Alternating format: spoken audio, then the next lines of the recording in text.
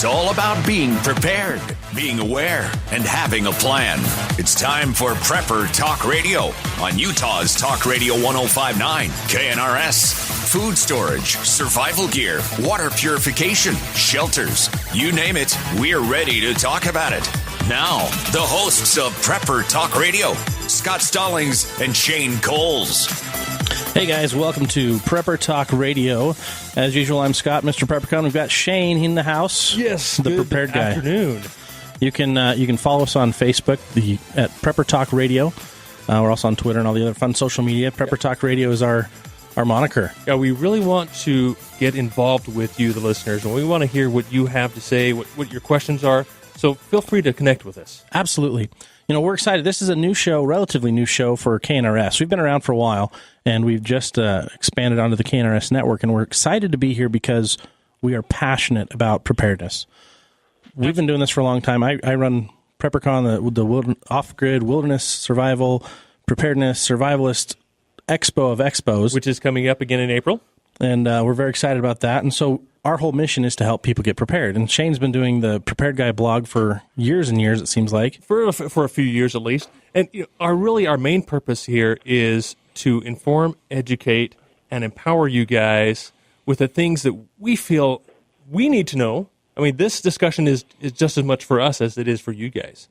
And so that's really our goal, is to help empower you, or help, I like the word edify, to really inspire you to make some progress in your emergency preparedness. Yeah, and it all starts with planning. It does. So this month, our big focus really is kind of the basics, prepare, plan, mindset. And we've got really incredible guests that we're going to bring on today.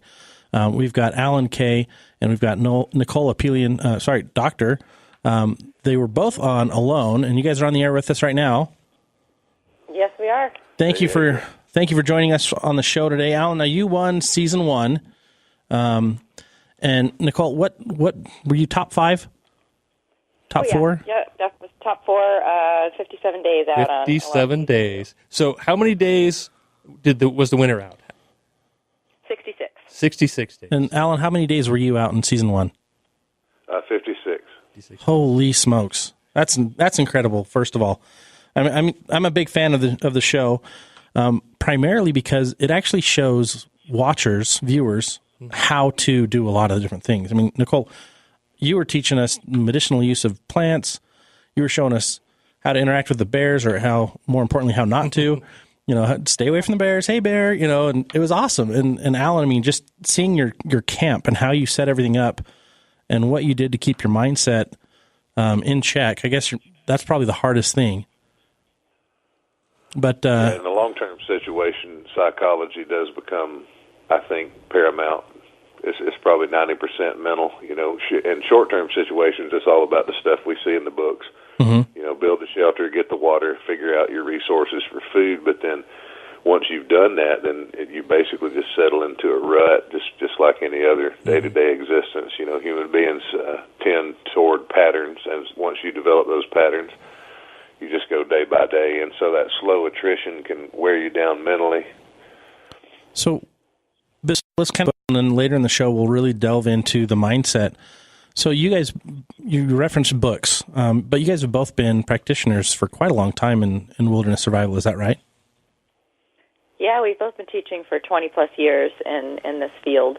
So there's we have a lot of knowledge and had a lot of mentors. I mean, I think a real shout-out is really important, that, first of all, to the people that have taught us, and secondly, that we're learning every day. If you feel like you're an expert in something and you know it all, you definitely don't. If someone tells you that, take a class from someone else. Absolutely. We're all still learning every day, and there's so much out there to so many different people that have different strategies on something. I mean, I might know a lot about fire and how to make fire in this one environment, and maybe even 5 different environments, but I go somewhere else and someone has a tweak on it, a new type of wood or a new technique, and there's always some more things to learn. But yeah, we do have a lot of experience teaching this stuff in many different environments around the world. So before we jump into the break, let's go back a little bit further back. Nicole, where did you get your start? How did you get into wilderness survival and medicinal use of plants? What kicked all that off for you? Two things mainly. The first was my stepfather. Growing up, I grew up in New England, and he just always would take me out camping and in the woods. We'd bring our field guides. We'd get really excited about what we were seeing. And so he was the one that really sparked. I already had a love of the outdoors. I was sort of born with it. He was the one that really sparked that for me. And I think if you talk to anybody, you'll have someone in their life, some adult, that really sparked their interest and fed it. And once you feed that interest in a child, then they can just take off on their own. And then secondly was when I moved to Africa in 1995 with the Peace Corps. Really? I worked with the Peace Corps, and then I did lion research and lived out in the bush in a tent for a few years, in the lion's territory. And also started working with the Bushmen a little bit after that.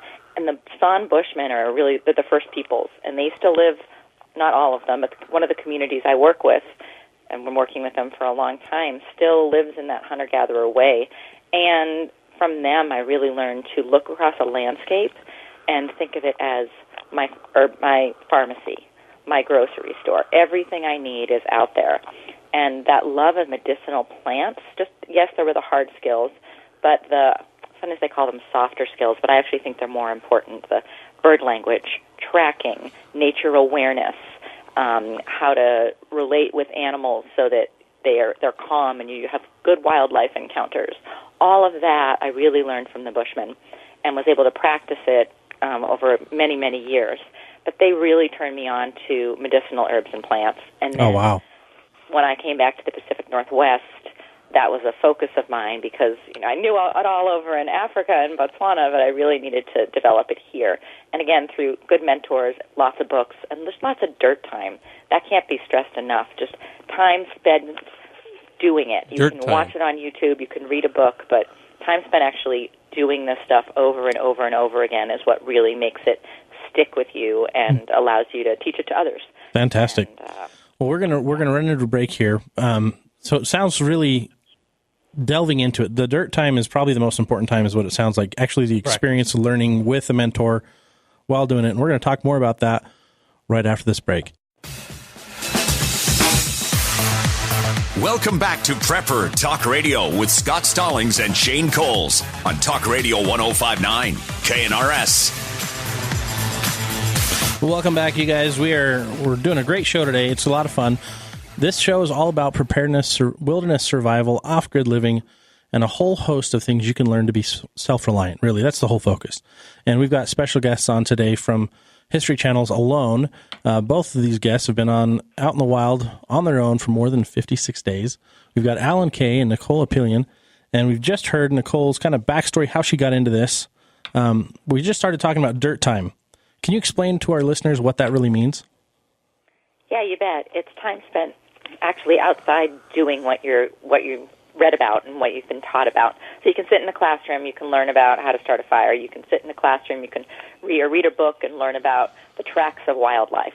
But unless you go out and you look at tracks, so you're not going to actually learn it. So if you look at a track and someone says, hey, that's a mountain lion track, you're not really going to learn it. You're going to see it, and that doesn't really matter. If you go out and you study a track that you don't know, and you take hours and hours to figure out, why is it this track? What do I think it is? What are the possibilities?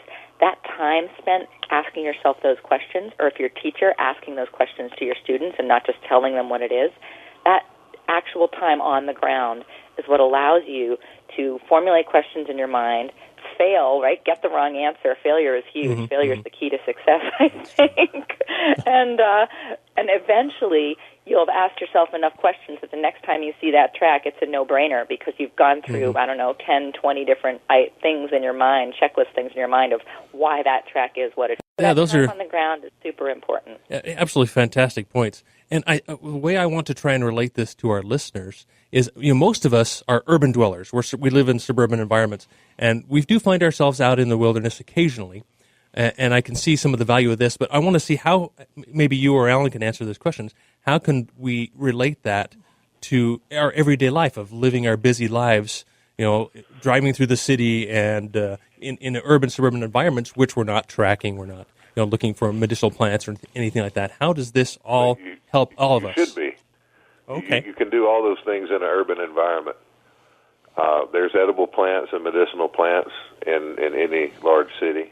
I've interacted with homeless people before and showed them right next to where they've got their shelter set up, there'll be an edible or a medicinal plant. There are animals in an urban environment. Coyotes live in urban environments, rodents, pigeons, squirrels. So the same trap you set in a wilderness area will be the same thing that you would use in an urban area. So there's a lot of crossover, really, between wilderness and urban survival. You basically just have to adapt to your environment, identify your resources, and know how to tap into those. Now, Alan, one thing that you mentioned, I heard you say in one of the shows, is that you don't really feel alone out in the wilderness, that you feel more alone, and I relate to you completely with this, you feel more alone when you're in a group of people. And I completely feel the same in many instances. I mean, can you talk a little bit more about that? Because, we mostly find ourselves around lots of people, not interacting, not getting to know these people. Yeah, I mean, just in my short lifetime, we've seen a big shift into all this technology and all this media. Mm-hmm. We used to walk places, and now people will jump in the car, even if it's a short distance. Mm-hmm. And people would sit and actually have a conversation, and now we text each other. So I think a lot of our technological changes, I won't even call them advancements, they're just changes. I think a lot of that has impacted the sociological aspects of our lives. Absolutely. And when I'm out in the woods, I feel connected to everything around me in a way that I really don't get in a modern urban setting. It's interesting. I've actually found that to be true for myself, and I've seen a couple different articles talking about the value of unplugging from the digital world and spending a week in nature, and that'll help you reset your sleep cycle. That'll help you reset your psychological cycle of understanding, perceiving, and reality. And I found that to be absolutely true for myself. And so I think far too often we forget that as a people. We get so busy. We've allowed so many things to distract us from our purpose in life that we think, oh, my purpose is now going to work, coming home, working on this project, and going to bed, or this and that. We've filled it so full of things that we've forgotten ourselves. Yeah, things. Let's take a step back, though. I want to hear, Alan, how did you get into wilderness survival prepping, and how did you fall into this? Well, ever since I can remember, 3, 4, 5 years old, I've always had a draw to the outside, to the natural world, and I think I had an awareness, even as a child, of how out of balance our modern life was, and the trajectory of that just didn't sit well with my soul. So I always tried to spend as much time in the woods as I can, and I wanted to figure out, how did people exist up until this point in history? Mm-hmm. And so I would always talk to the older people, the ones that had lived it and still retained a lot of those skills. So, as a child, one of the men in the neighborhood taught me how to sharpen a knife. Another one taught me how to use a hatchet. My dad taught me how to shoot, and how to gut a deer and all that kind of stuff. So, and then as I got interested in the edible and medicinal plants in the North Georgia mountains, I sought out a couple of other elders. There was a medicine man. He's passed away years ago, but he taught me a lot about edible and medicinal plants. And I've just had a lot of teachers. It really wasn't any one source. I just sought out people that had that knowledge, and I would listen as long as they would talk about it. Yeah.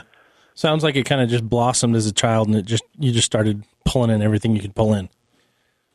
Yeah, pretty much. Sounds more like it was, innate for you. It was your instinct that right. Really drove it. It was it's part of you.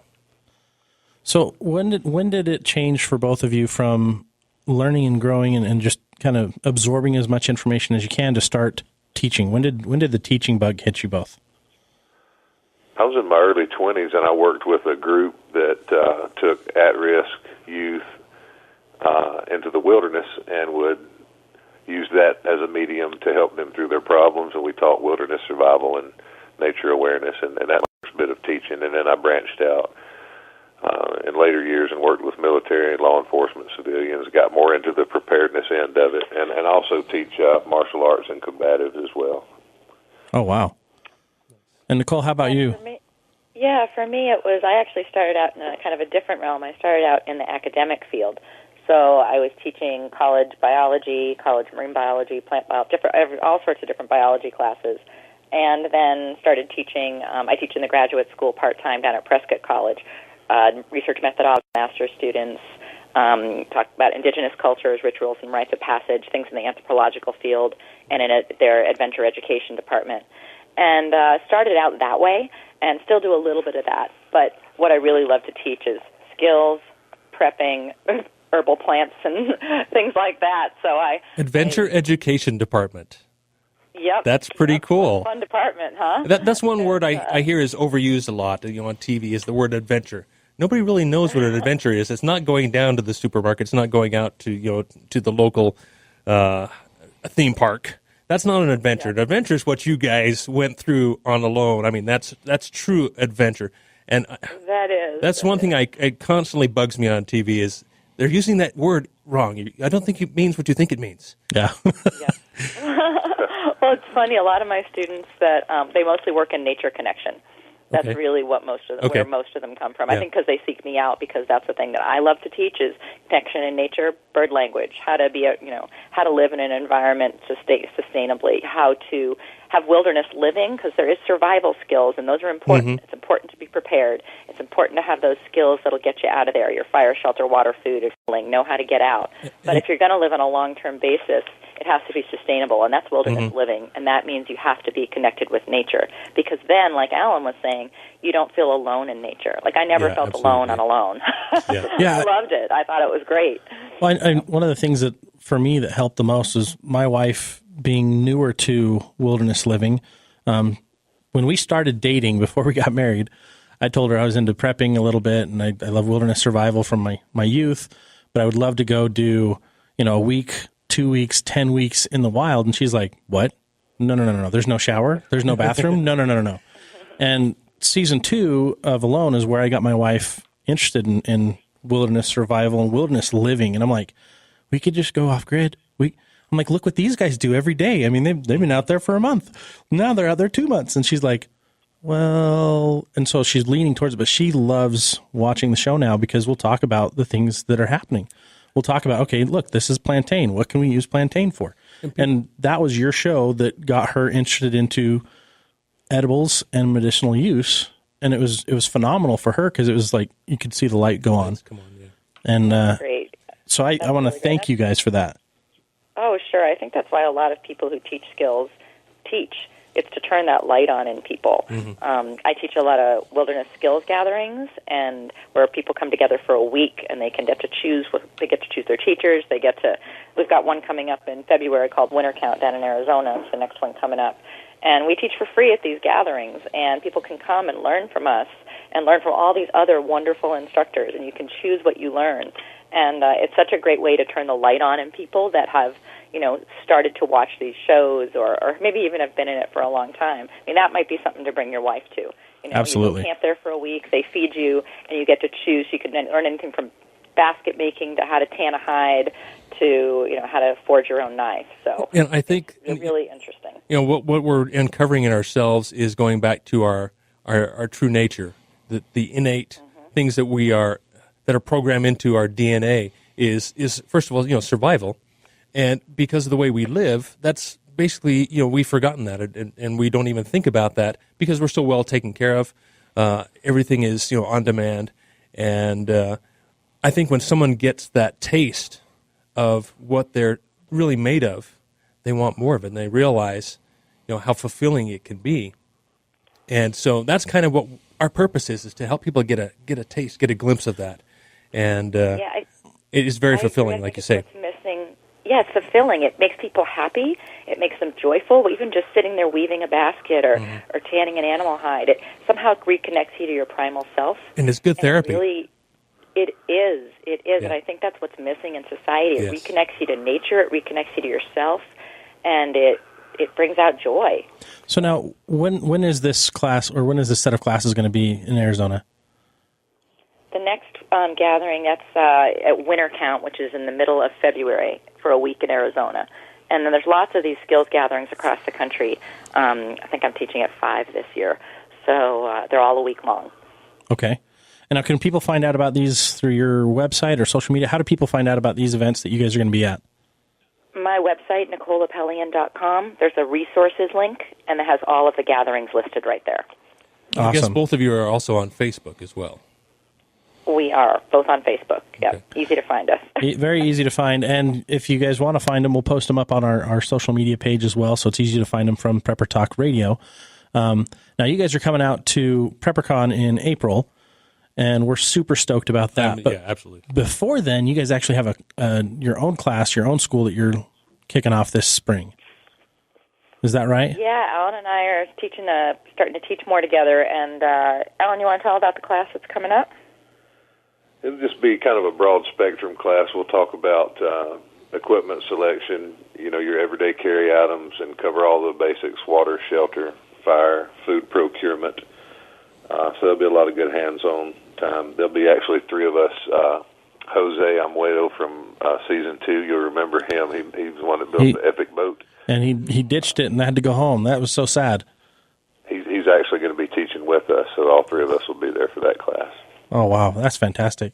Now, for those of you listeners who don't know as much or haven't really tuned into Alone and haven't followed Nicole and Alan, when I talk about fantastic people in the industry that you can learn a lot from, these are among the top on my list. This is my little, I guess, testimonial just from watching you guys on TV and interacting with you over the phone the last little while.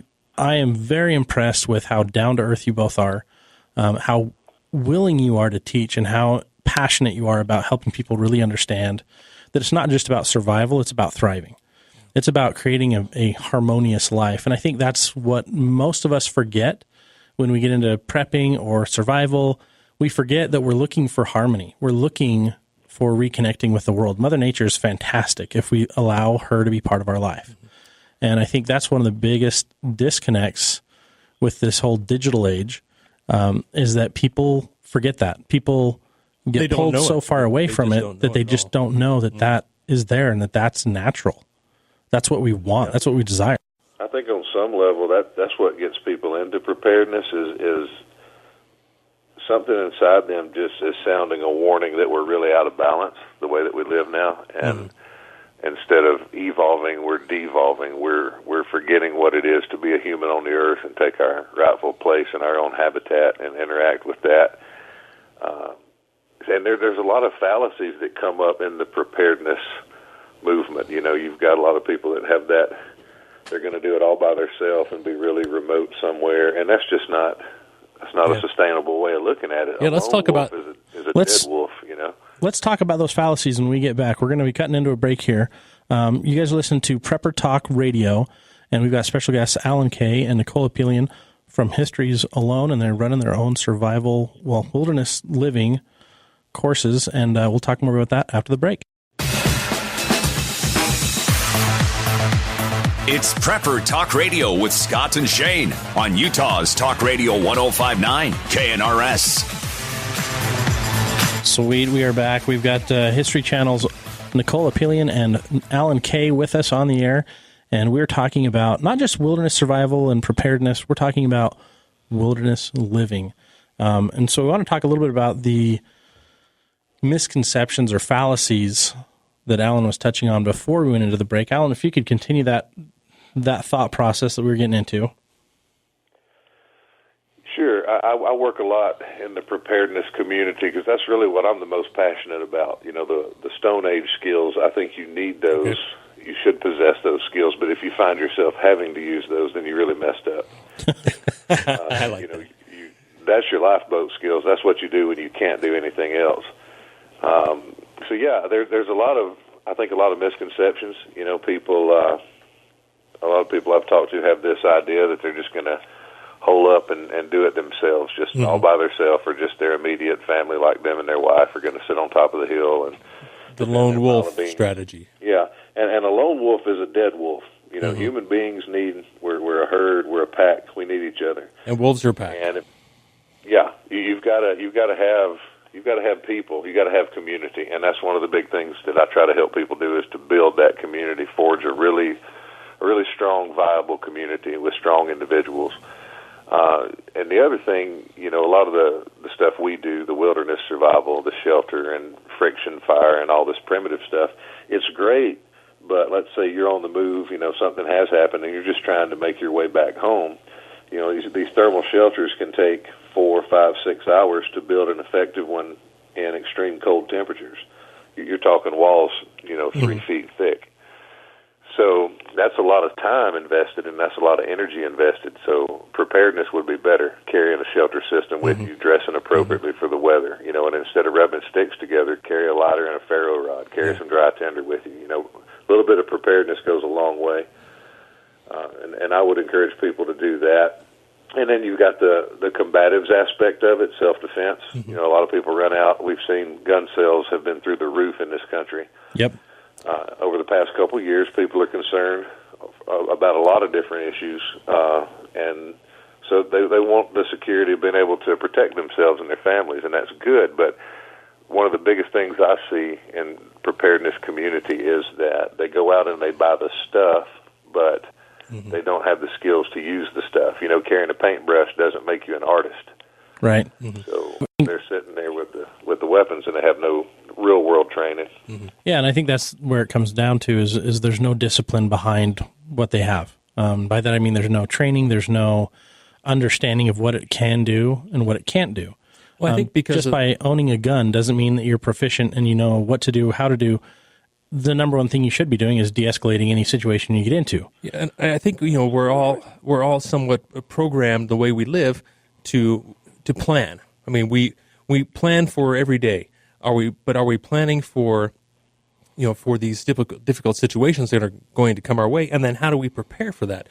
So in trying to maybe turn this toward our everyday listener, how can we advise them to better plan and prepare and then put it into practice? How can we help them to take steps every day to help plan for these troubling events, that whether it be martial arts, where you need to learn how to defend yourself, or whether how to just either build a shelter or bug out. I mean, there's a huge realm of possibilities we could talk about here. What are your thoughts? It always goes back to the most basic of questions. What does it take for a human being to stay alive and maintain their existence on the earth? And it's always water, shelter, fire, and food. It's those four basic things, and then you might add a fifth element, call it protection. How are you going to defend yourself and handle your medical needs?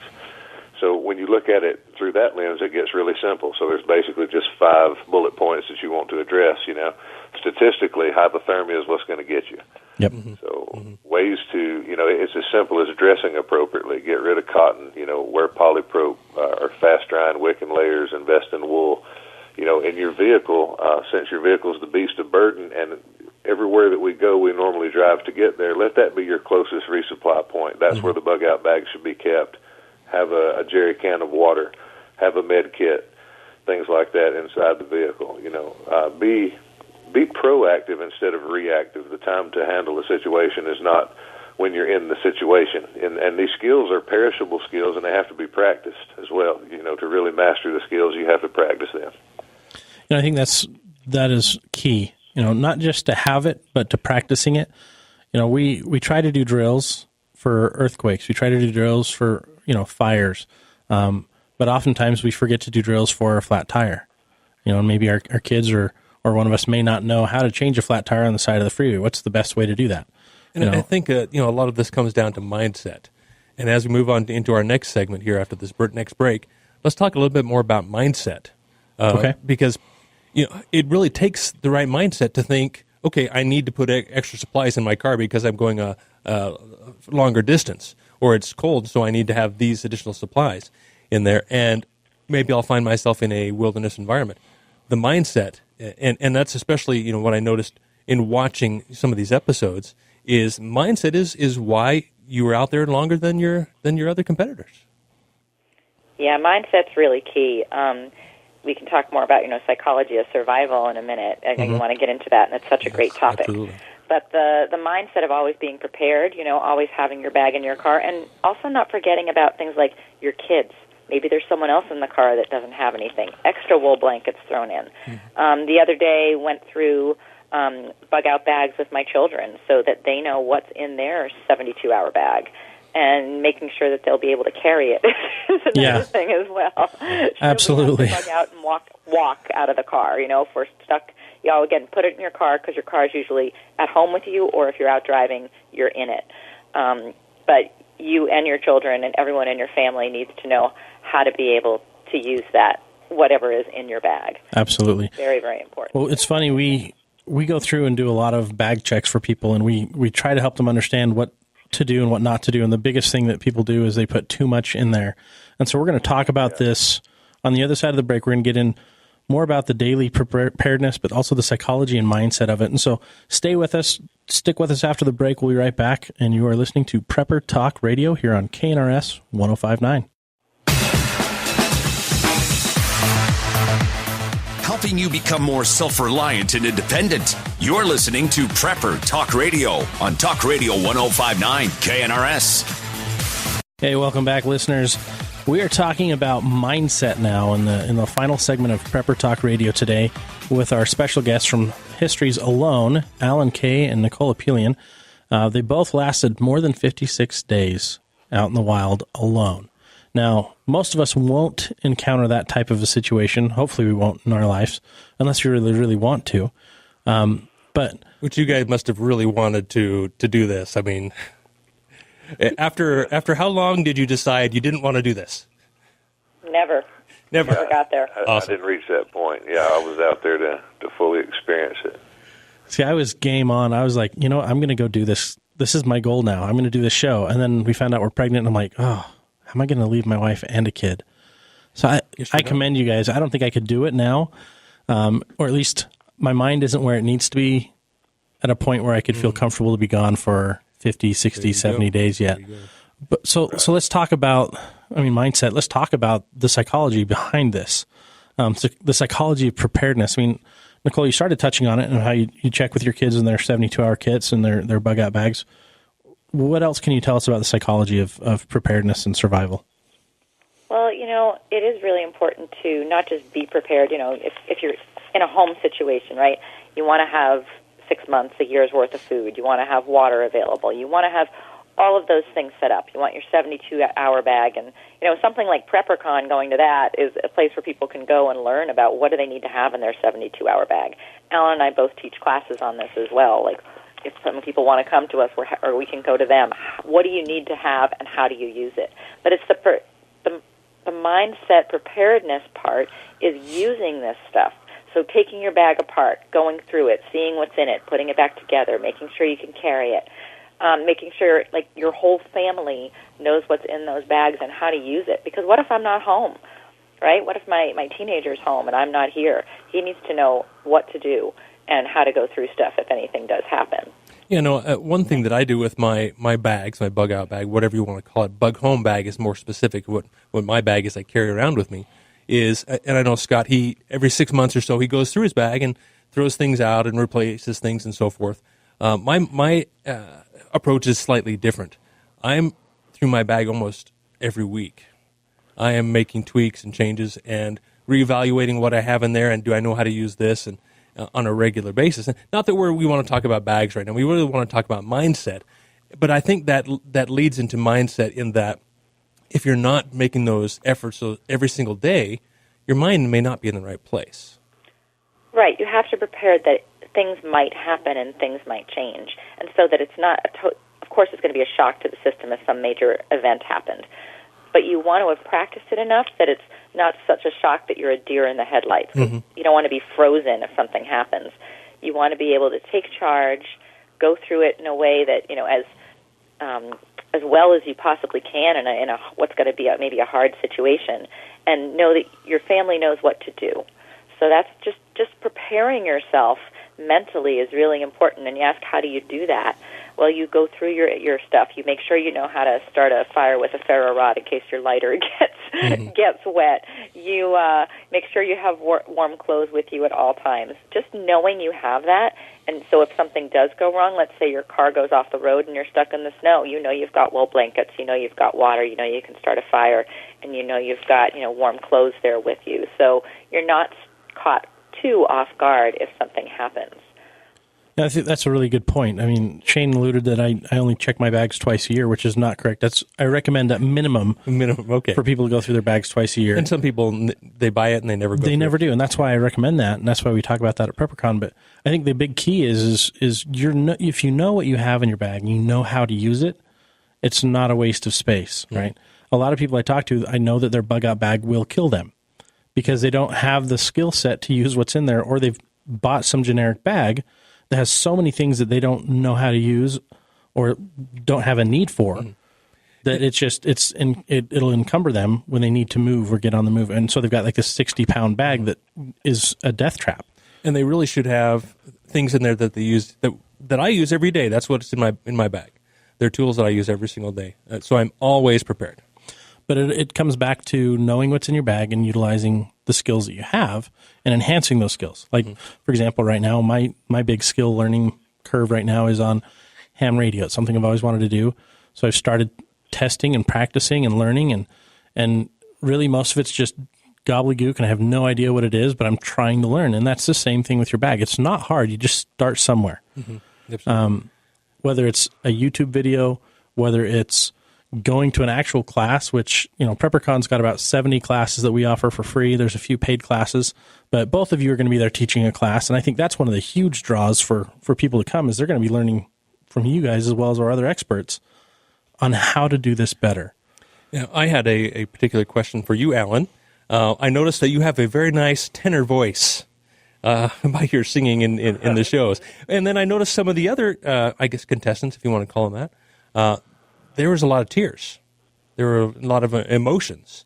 And it seemed like you were, maybe a little more level-headed and would sing, and same with you, Nicole, would have a little more positive attitude. And that really comes down to mindset. Can you talk a little bit more about that, Alan, what you experienced in the way of your mindset, and why maybe you would be out singing rather where others might be crying and talking to the camera?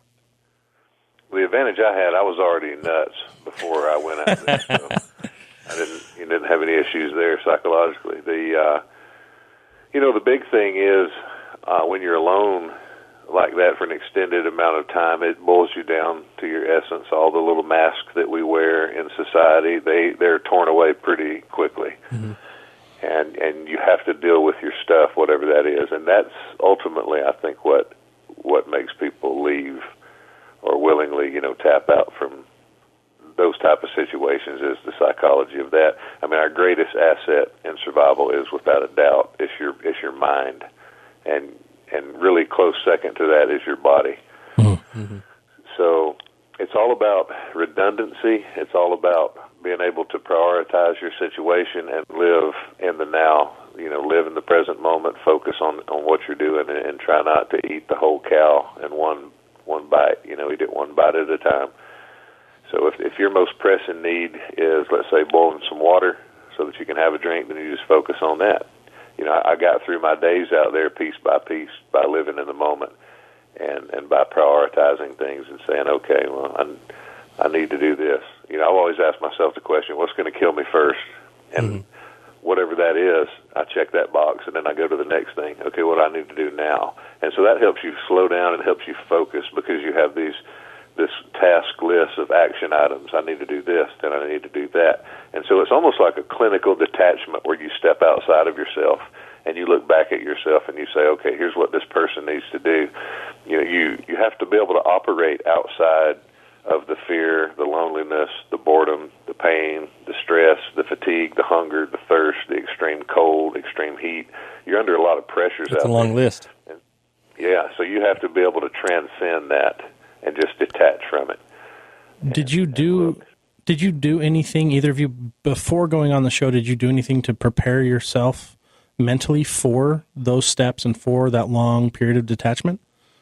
I really didn't, and I don't think that you can until you're just out there in it. It's really hard to prepare for an unknown like that. Well, I guess you did maybe gain a little extra weight, correct? I think subconsciously we were all packing on food as much as we could get, because we knew we were about to go into a starving time, I prepared. Like Alan said, I don't think you can prepare mentally for something like that, but I did definitely prepare my body. Okay. So a month before, I did, and I think actually that made a difference, because hunger and your body going into ketogenic shock, which it did for most people, that actually causes changes in your mental state. So my preparing myself physically made it so that my mental state stayed stable and didn't go into this horrible ketogenic shock that most people go through. Explain that shock. What I did is a month. Explain that shock for our listeners. So so a lot of people, you're used to eating a lot of carbs and sugars and things like that. And so when those are all of a sudden off the table as far as your diet goes, because we weren't eating those out there. I mean, there were some roots and things that I dug, but for the most part, we were eating protein and greens. Mm-hmm. And for the most part, really just a lot of protein for most people. So even you don't have those carbohydrates to rely on, your body starts eating itself. And I already eat a fairly paleo-ish diet, but before I went out, I went off caffeine, and for the whole month before, I didn't eat carbs and sugars. So, and I ate a lot of wild foods. I try to eat like that mostly, but perfect world. I don't. Yeah, and you were still able to gain some weight with eating that type of diet. Well, I didn't gain I gained a little bit of weight before I went out, but my body was already kind of at its, baseline level. Mm-hmm. So when I went out there and didn't have access to sugars and carbohydrates, my body didn't freak out, whereas a lot of people's did, and that affects your mental state hugely. Yeah, absolutely. And I didn't drop weight I didn't drop tons of weight like a lot of other people did, because I have such a low metabolic need that I didn't need very many calories coming in. And again, my body was used to just having proteins and greens. Mm-hmm. So it wasn't as big a deal for me. So I didn't have to go through that mental hunger anguish, and I never went through that. And I think a lot of people eventually, a month in, their bodies, maybe 6 weeks in, their bodies actually started to level out. I know I talked to a lot of people that started level, like Jose and David and Alan and some other folks, where we started to actually level out once you got to your baseline weight and you lost all that original weight and you got to where you should be. And then actually your body gets used to that. So it's not a lot of people call it a slow starvation, but it's not really. Once you have that initial shock from not eating a Western diet, but once you really start eating a wild diet, your body gets used to it and you level out again. Well, it brings us back to our natural state, both physically but also, emotionally and mentally, right? Agreed. I mean, you can't prepare mentally for it. I really don't think so, other than prepping your body, because you never know what your mind's going to do out there. But I think if you've worked through a lot of your stuff already in life, you're going to be much more prepared. Yeah, whereas if you haven't spent a lot of time alone, everything in your past is going to creep back up and come into your mind. I've had those moments where I've already worked through my stuff, and so show up for me there. I was pretty happy most of the time I was out there. I had a good time. I enjoyed it. It was day-to-day. It was simple. No one was asking me to do stuff. If I wanted to take a nap, I just took one. It was really nice in that way, and that you didn't have any of the modern sort of productivity constraints put on you. Our society focuses so much on being productive, I always say, on productivity instead of connectivity, right? You want to be connective, and there I was able to let the productivity go other than my basic needs and really just connect with what was around me. Fantastic. So we're running out of time for this week's show, so I wanted to ask you each, what is one thing that you would recommend to our audience to start with right now in getting more mentally prepared for a better quality of life in survival? Well, the biggest problem I see is physical fitness. People are kidding themselves about, they think they're going to rise to the occasion when something happens, and you're not. You're going to default to your lowest level of training and capability. And so if you're not putting on that rucksack and walking around and jogging with it now, you're not going to suddenly start doing that. Your body's going to not be able to do it, or you're going to injure yourself. So I would say throw that rucksack on and start walking. That's the best thing you can do. Fantastic. Take a second look at your diet, drink a lot of water, take care of your body. Awesome. Thanks, Alan. Nicole? Yeah, I would second that. Everything Alan said is spot on. And I would also say get more connected with nature. Just if you want to be healthier on a day-to-day basis, again, what you eat matters.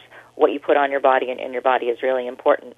But spending time outside will just get your mental state sort of calmer, less time away from the computer. Even just sit outside for 20 minutes a day and just be calm and meditative.